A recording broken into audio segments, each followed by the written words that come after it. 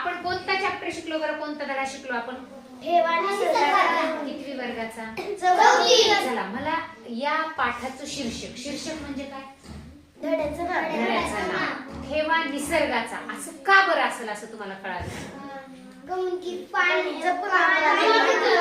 म्हणजे निसर्गाचा ठेवा कोणकोणता आहे?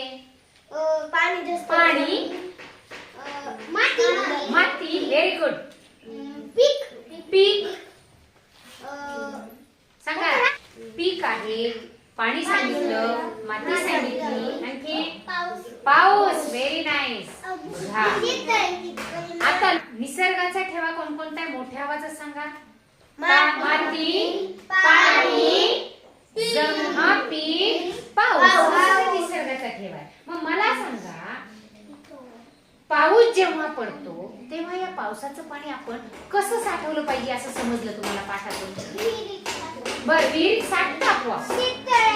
तुम्ही कसं शेततळ करून तुम्ही पाणी साठवू शकता.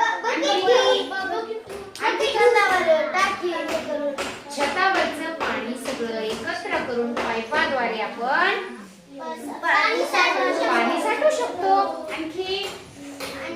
आणखी पावसाचं पाणी आणखी आपण कसं साठवू शकतो सांगा. पाऊस येतो पडताना आपण बाहेर बकेट, पण ते बकेट मधलं तर लगेच संपण. आणखी कसं मोठ्या प्रमाणात? आणखी काय समजलं? शेतीसाठी पाणी वापरताना आपण काय बघितलं? शेततळ्यानंतर अजून काय पाहिलं? आणखी काय पाहिलं? कशात पाणी अडवलं पाहिजे, कशात जिरवलं पाहिजे? पाणी जिरत नाही ड्रम मध्ये, ते साठवलंय. जिरवायचं कशात? काय बांधायचं? धरण, बंधारा बांधायचा. आणखी कशात साठतं? शेततळ्यामध्ये साठतं, आणखी नदीमध्ये साठतं, तलावामध्ये साठतं. बघा, मातीचे कोणते प्रकार पाहिले आपण सांगा. चिकण माती, कोयता माती, वालुकामय माती. कशी असते? वाळू असते, पाणी मुरते का त्यात? काय होतं मग? चिकन माती काय असते सांगा. त्याच्यापासून काय बनवलं जातं? मातीची भांडी बनवण्यासाठी त्याचा वापर होतो, त्यामध्ये पीक सुद्धा येण्यासाठी वापर होतो. कोयता माती कशापासून बनलेली असते? कशापासून बनलेली असते? चिकन माती आणि वालुकामय. छान, ही माती सुद्धा उपयोगाची असते, कोयता माती. हे 3 प्रकार मातीचे बघितले आपण. पाणी, मला सांगा, मी एक प्रश्न विचारते. आपण दररोज पाणी ताजं भरायचं म्हणून काय करतो? भरतो. आज भरलेलं पाणी झाकून ठेवलेलं आहे, भरलेलं आहे. परंतु काय झालं, नळाला पाणी आलंय म्हणून आपण घाई घाई माठ धुतलं आणि फेकून दिलं आणि दुसरं भरलं. हे योग्य आहे का? मग पाणी शिळं होतं का? नाही होते, बरोबर आहे. म्हणून आपण ते फेकून द्यावं का? ते पिण्यासाठी आपण वापरू शकतो. पण माझ्याकडून काय झालं, पाणी पिलंय मी आणि ते पाण्यावर माठावर झाकणच नाहीये आणि मग मी ते पाणी पिण्यासाठी वापरावं का? नाही. वापरू नये. म्हणजे पाणी पिण्यासाठी जे आपण वापरतो ते कसं असलं पाहिजे?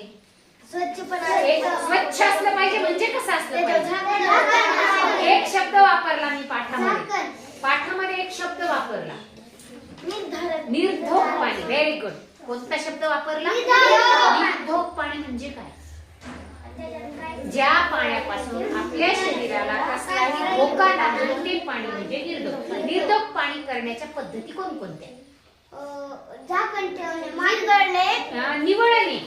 निवळणे,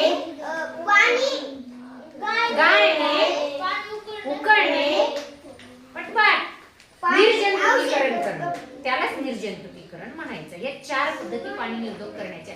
बरं, जलप्रदूषण कशाला म्हणायचं? बायका कपडे धुतात, पाण्यामध्ये मिसळतात. हा, चला. बैल धुतलेले, जनावर धुतलेले, ते पाणी. हा, आणखी पुढचं सांगा. दुसरे मुद्दे. कपडे धुण्याचं पाणी त्यामध्ये मिक्स होतं. पुढचं सांगा. शौचालयाचं पाणी त्यामध्ये मिक्स होतं. बरोबर आहे. बरेच जण शौचालयात फॅक्टरीचं पाणी पण त्यात जातं. यामुळे काय होतं? पाण्याचं हे सगळं घाण काय होतं? पाण्यात मिसळतं आणि त्या पाण्याचं काय होतं? पाणी काय होतं? खराब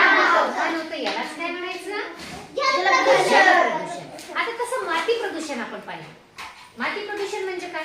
आपण जे शेतामध्ये काय करतो बघा, कीटकनाशकांची फवारणी करतो, त्यामध्ये काय असतात? विषारी घटक असतात. त्यामुळे माती काय होते? प्रदूषित होते. अजून खत पण टाकतो ना. आणखी आजूबाजूच्या परिसरामध्ये शेणाने माती खराब होत नाही.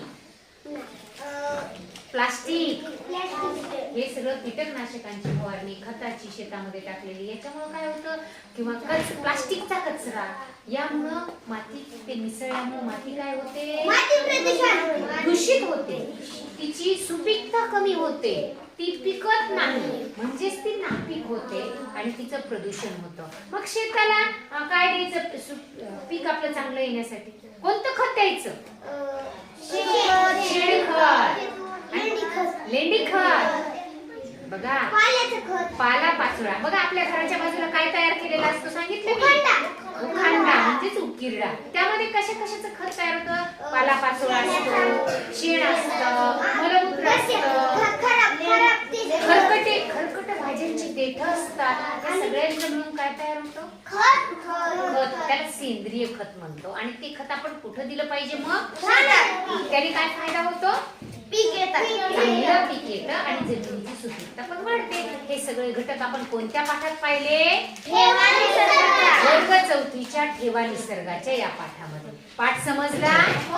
छान. बघा तुमच्यासाठी छान शाबासकीची टाळी घ्या.